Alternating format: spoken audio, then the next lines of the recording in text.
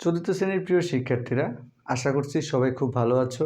আরেকটি নতুন পর্ব নিয়ে আমি তোমাদের মাঝে উপস্থিত হলাম। আর আজকের পর্বে আমি তোমাদেরকে দেখাবো তোমাদের গণিত বইয়ের দ্বিতীয় অধ্যায়ের 37 পৃষ্ঠার যেই দুটি প্রশ্নের অঙ্ক ছিল, এই প্রশ্ন দুটির খুব সহজ সমাধান।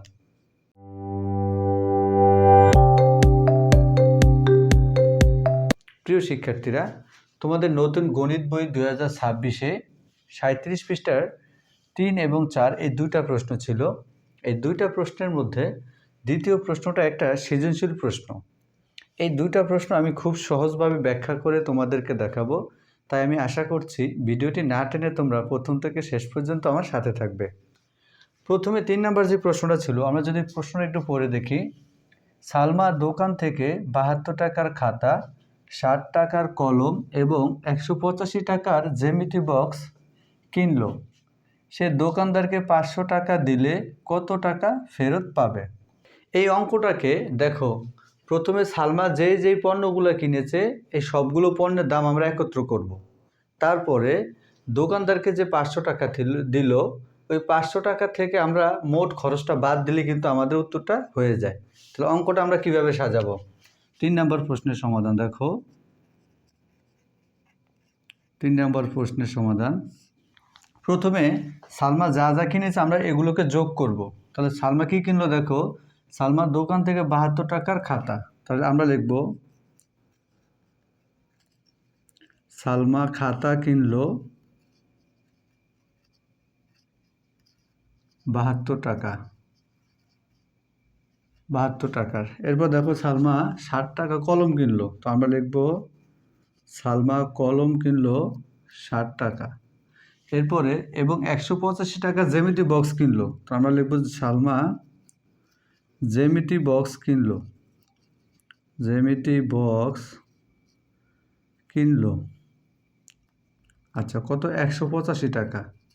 এখন সালমা যেই পণ্যগুলো কিনেছে এই সবগুলো পণ্যের দামকে আমরা যোগ করব। তাহলে সুতরাং মোট খরচ, মোট খরচ এখন আমরা যোগ করে দেখব কত টাকা মোট খরচ হলো। দেখো 5 আর 2 যোগ করলে 7, 8 আর 7 14, 14 আর 7 21, 21-এর 1 হাত আছে 1, 2, 2 আর 1 3, 317 টাকা। এখন এই যে 317 টাকা সে খরচ করলো, এই দামগুলোর জন্য মানে 317 টাকার জন্য সে দোকানদারকে 500 টাকা দিলে কত টাকা ফেরত পাবে? তো দোকানদারকে যেই টাকাটা দিয়েছে সেই টাকা থেকে আমরা মোট খরচটা বাদ দিয়ে দিব, তাহলে আমাদের ফেরত টাকাটা পেয়ে যাব। তাহলে আমরা লিখব দোকানদারকে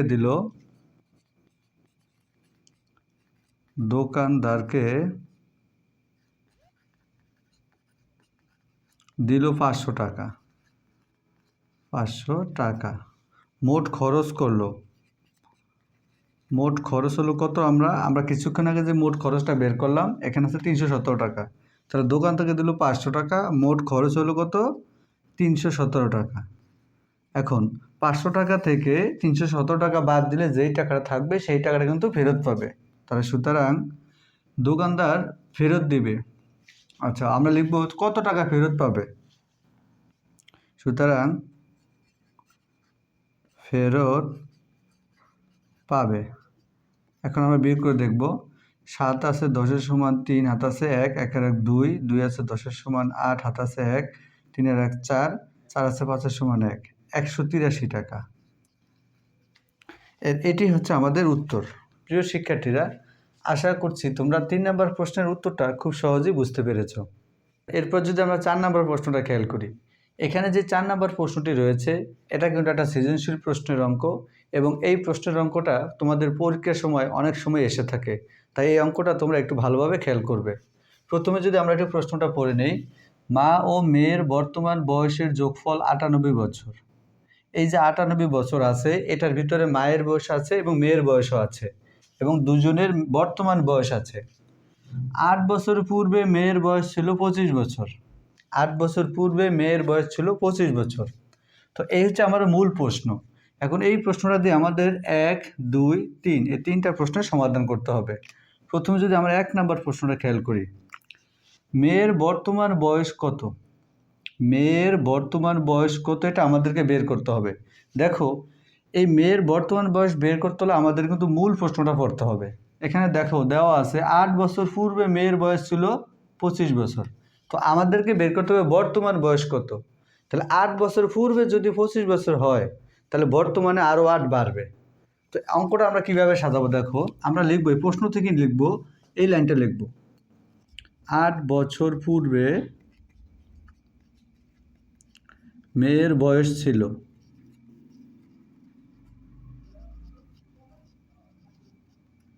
25 বছর। তো আমাদেরকে বের করতে হবে মেয়ের বর্তমান বয়স কত। তাহলে সুতরাং মেয়ের বর্তমান বয়স,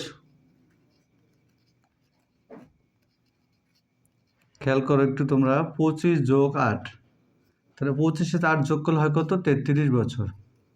আচ্ছা 25-এর সাথে 8 কেন যোগ করা হলো? 8 বছর আগে যদি 25 হয় তাহলে 8 বছর পরে মানে বর্তমানে তো 8 বছরই বাড়বে। তাহলে আমাদের 1 নম্বর প্রশ্নে বলা হয়েছে মেয়ের বর্তমান বয়স কত, তাহলে মেয়ের বর্তমান বয়স হলো 33 বছর। আমাদের 1 নম্বর অঙ্কের সমাধান হয়ে গেল। এরপর আমরা যদি 2 নম্বর অঙ্কটা খেয়াল করো, মায়ের বর্তমান বয়স কত। তো আমাদের মূল প্রশ্ন একটু খেয়াল করো, মা ও মেয়ের বর্তমান বয়সের যোগফল 98 বছর। এই যে 98 বছর আছে, এই 98 বছরের ভিতরে মায়ের বয়স আছে এবং মেয়ের বয়সও আছে।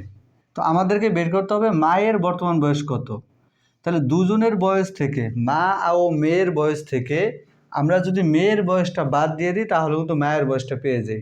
তাহলে অঙ্কটা সাজাবো কিভাবে, আমরা লিখব মা ও মেয়ের বর্তমান বয়সের যোগফল 98 বছর। এই লাইনটা হুবহু তুলব, কি লিখব, মা ও মেয়ের বর্তমান বয়স সমান 98 বছর। আমাদেরকে বের করতে হবে মায়ের বয়স। তো মায়ের বয়স বের করতে হলে মা ও মেয়ের থেকে মেয়েকে সরাতে হবে, এবং আমরা 1 নম্বর অঙ্কে মেয়ের বয়স কিন্তু বের করেছি। তার মানে মা ও মেয়ের বর্তমান বয়স থেকে আমরা মেয়ের বর্তমান বয়সটা বাদ দিয়ে দিব, তাহলে কিন্তু মায়ের বয়সটা পেয়ে যাব। তাহলে আমরা কি লিখব, সুতরাং মেয়ের বর্তমান বয়স, মেয়ের বর্তমান বয়স আমরা কোথায় পেলাম, এই যে 1 নম্বর অঙ্কে আমরা সমাধান করে নিলাম যে মেয়ের বর্তমান বয়স 33 বছর। তাহলে মা ও মেয়ের থেকে যদি আমি মেয়েকে সরিয়ে নিই তাহলে মায়ের বয়স থাকে। তো এখন আমরা দাগ দিয়ে লিখব, সুতরাং মায়ের বর্তমান বয়স, আমাকে চাওয়া হচ্ছে মায়ের বর্তমান বয়স কত। তো তোমরা লিখবে সুতরাং মায়ের বর্তমান বয়স সমান, দেখো খেয়াল করো, মা ও মেয়ের থেকে আমরা মেয়েকে বাদ দিয়ে দেব, তাহলে থাকবে মায়ের বয়স। তাহলে বিয়োগ করে থাকে 5, 3 আছে 9 সমান 6, 65 বছর। প্রিয় শিক্ষার্থীরা, এই হচ্ছে আমার 2 নম্বর প্রশ্নের সমাধান। এরপর যদি আমরা 3 নম্বর প্রশ্নটা খেয়াল করি, 10 বছর পর মায়ের বয়স কত হবে। তো এটা খুব সহজ প্রশ্ন। মায়ের বর্তমান বয়স আমরা খ নম্বর অঙ্কে মানে 2 নম্বর অঙ্কে বের করলাম যে মায়ের বর্তমান বয়স 65 বছর। তাহলে এখন থেকে 10 বছর পরে কত হবে। তো এই 65-র সাথে 10 যোগ করলে 75 বছর হবে। যদি প্রশ্ন করা হয় যে এখন থেকে 20 বছর পর কত হবে, তাহলে বর্তমান বয়সের সাথে 20 যোগ করে দিবে। 10 বছর পর তো 10 বছরই বাড়বে, 15 বছর পর তো 15 বছরই বাড়বে। তো 3 নম্বর অঙ্কটা আমরা কীভাবে সাজাবো, আমরা লিখব 3 নম্বর প্রশ্নটা, দেখো মায়ের বর্তমান বয়স সমান 65 বছর। আমাদেরকে বের করতে হবে 10 বছর পর মায়ের বয়স কত হবে। তাহলে সুতরাং 10 বছর পর মায়ের বয়স হবে, তাহলে 10 বছর পর তো 10 বাড়বে। তো আমরা কি করব, 65-র সাথে 10 যোগ করে দেব, যোগ করলে কত হয়, 75 বছর। তাহলে এটি হচ্ছে 10 বছর পর মায়ের বয়স। তাহলে আমরা এখন লিখব উত্তর 75 বছর।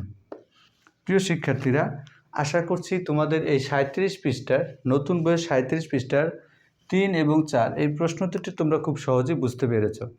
যদি আমার ক্লাসগুলো তোমাদের ভালো লাগে তাহলে অবশ্যই সবাই লাইক, কমেন্ট, শেয়ার এবং সাবস্ক্রাইব করে আমার চ্যানেলটির সাথে থাকবে। ধন্যবাদ সবাইকে।